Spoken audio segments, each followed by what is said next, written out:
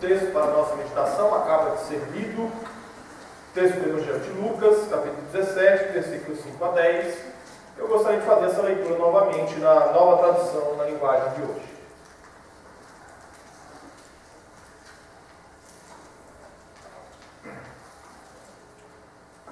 Os apóstolos pediram ao Senhor: aumente a nossa fé.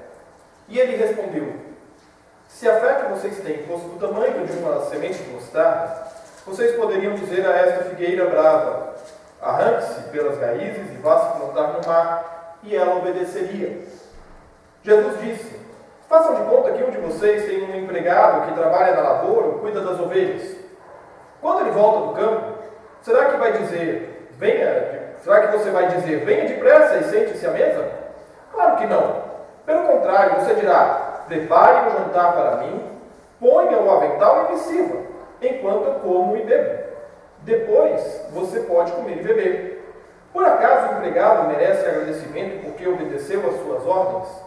Assim deve ser com vocês. Depois de fazerem tudo o que foi mandado, digam: somos empregados que não valem nada, porque fizemos somente o nosso dever. Ser cristão em nossos dias requer de cada um de nós dois elementos, dentre muitos, que são fundamentais. Tanto que nós lemos, Jesus havia acabado de falar aos discípulos que eles precisavam exercitar o perdão. Havia dito a eles que o perdão deve ser constante e sem medida. Daí o pedido dos discípulos: aumenta-nos a nossa fé. De fato, para perdoar é preciso ter fé. A gente perdoar quem machucou a gente, quem magoou a gente, quem pisou no nosso carro. A gente tem vontade de pegar pelo pescoço, né?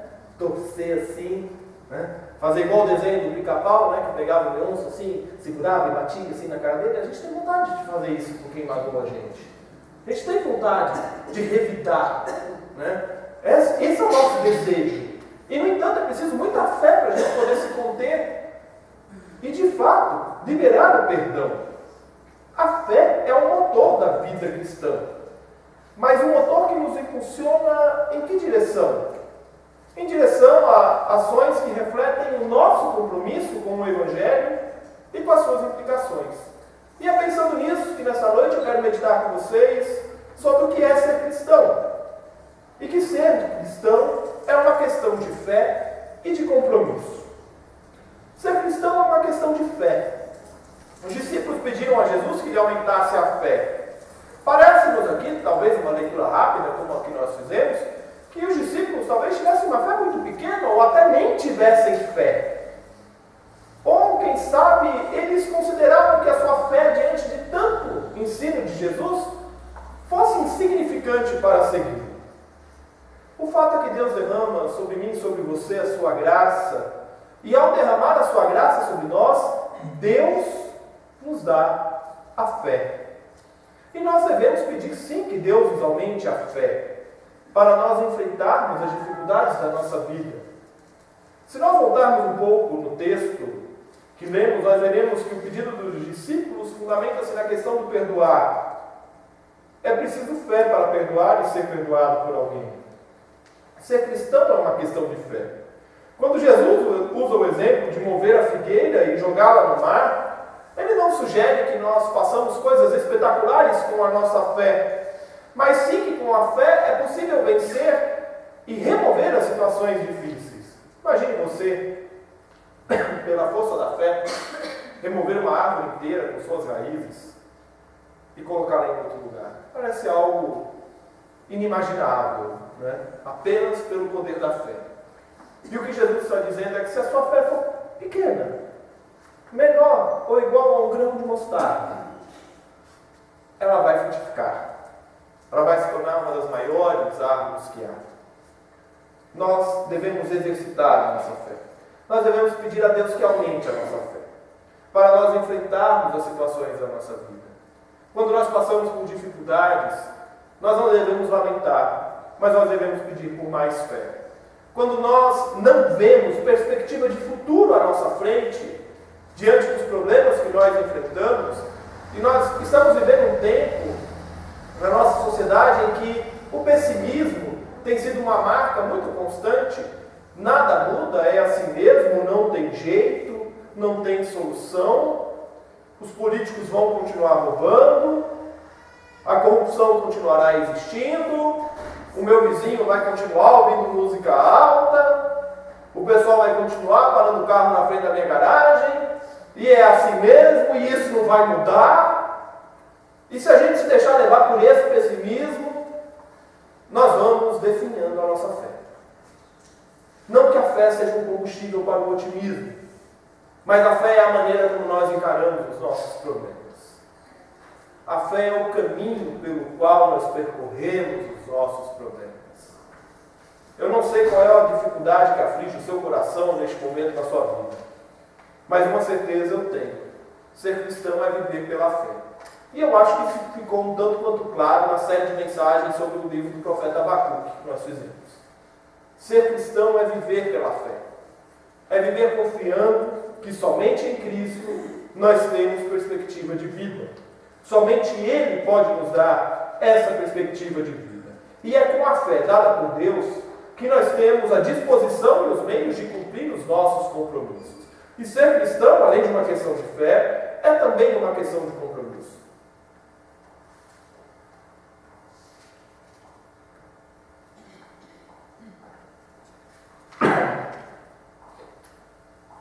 Quando Jesus dá o exemplo do servo, que deve reconhecer o seu lugar de servo, e que deve cumprir além de suas obrigações, ele está falando diretamente aos discípulos que eles devem cumprir a sua carreira cristã, excedendo as expectativas e sendo melhor em tudo o que fazem.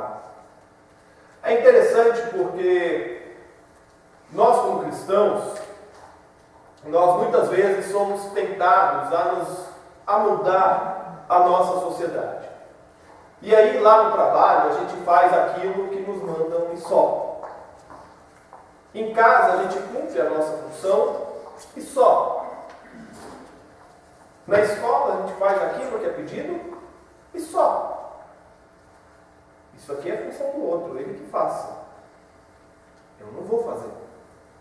Como se nós estivéssemos ali apenas para cumprir funções, como um robô. A diferença entre ser ou não cristão está no compromisso que se assume com o Evangelho. Ser cristão é ser diferente, inclusive na realização dos nossos compromissos. Quando somos chamados a realizar uma tarefa, nós somos chamados também a testemunhar. Cada atitude nossa é uma atitude de amor e de testemunho. E é por isso que nós devemos exceder as expectativas e ir além. Isso é o que os teóricos chamam, na teologia, de relacionamento missional. Nome bonito, né? Relacionamento missional. Relacionamento missional nada mais é do que viver a fé. E nesse ponto, nós como cristãos, precisamos compreender algumas peculiaridades do que se chama viver a fé na nossa sociedade.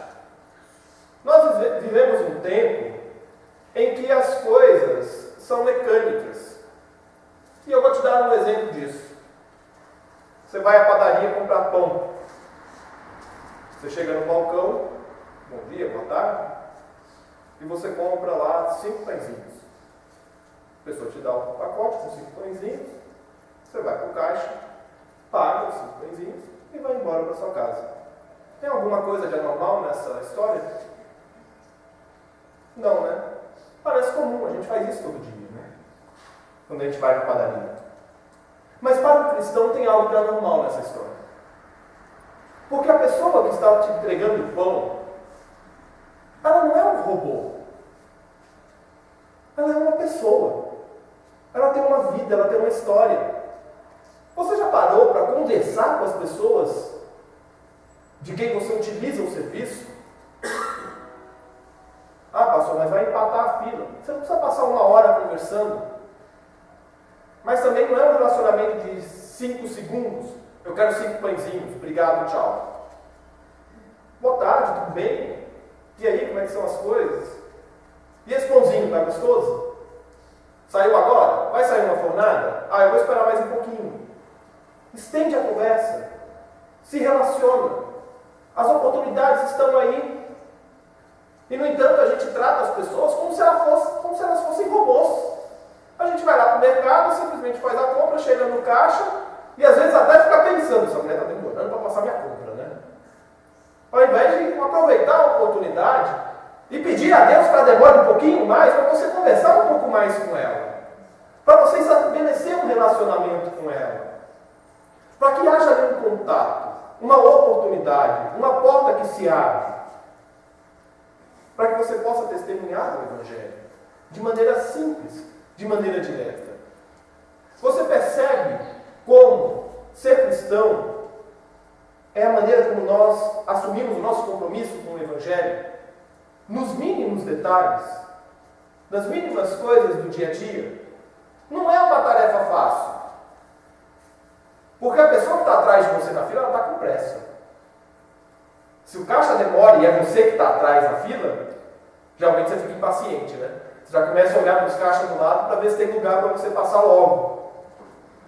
Quando, na verdade, a gente tem que aproveitar essas oportunidades que Deus nos dá. São apenas pequenos exemplos de como nós podemos testemunhar da nossa fé. E aí a gente começa a entender o texto de Jesus e essa história que ele conta do empregado. Porque, a bem da verdade, o privilégio não está no serviço. O privilégio não é eu pregar o Evangelho aqui, que é o meu serviço. O privilégio não é o Jonathan tocar o teclado, ou o Marco e a Osana cantarem, ou a Cris tocar o órgão. Esse não é o privilégio. O privilégio não é a função. O privilégio é servir. Não importa como, não importa quando, mas é servir sempre, em todo e qualquer momento, em todas as oportunidades. Este é o privilégio de servir. E é por isso que nós devemos exceder as expectativas e irmos além daquilo que nós nos propomos. É por isso que o meu bom dia, lá na padaria, tem que ser com um sorriso de orelha a orelha. E eu tenho que puxar assunto com a pessoa que me atende.